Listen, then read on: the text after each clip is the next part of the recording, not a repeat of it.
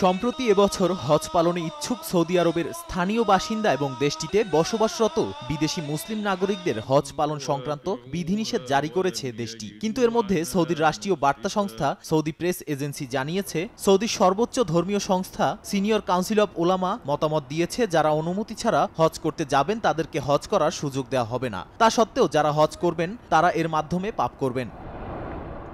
গত শুক্রবার সৌদির স্বরাষ্ট্র মন্ত্রণালয়, হজ ও উমরা মন্ত্রণালয় এবং দুই পবিত্র মসজিদের দায়িত্বে থাকা কর্তৃপক্ষের প্রতিনিধিরা এ ব্যাপারে আলেমদের কাছে তাদের মতামত তুলে ধরেন। এরপর আলেমরা ঘোষণা দেন, হজ করতে হলে অবশ্যই পূর্বে অনুমতি নিতে হবে।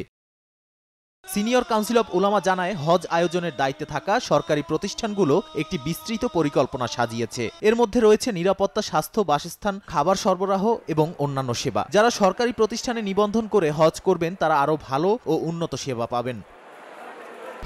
1, 2, 3 ঢাকায় জমি জিতে নিন 100% ক্যাশব্যাক সহ 20 কোটি টাকার পুরস্কার। ইসলামের 5টি স্তম্ভের অন্যতম একটি হলো হজ। প্রতি বছর জিলহজ মাসে হজ করেন বিশ্বের ধর্মপ্রাণ মুসল্লিরা। যেসব মুসল্লির আর্থিক ও শারীরিক সক্ষমতা রয়েছে তাদের জীবনে অন্তত একবার হলেও হজ করার বিধান রয়েছে। মুসল্লিরা যেন নির্বিঘ্নে হজ করতে পারেন সেজন্য বিভিন্ন উদ্যোগ নিয়েছে সৌদি আরব। এমনকি হজ করার জন্য অনুমতির বিষয়টিও আবশ্যিক করে দিয়েছে সৌদি সরকার। নাদিম মারজান, সময় সংবাদ।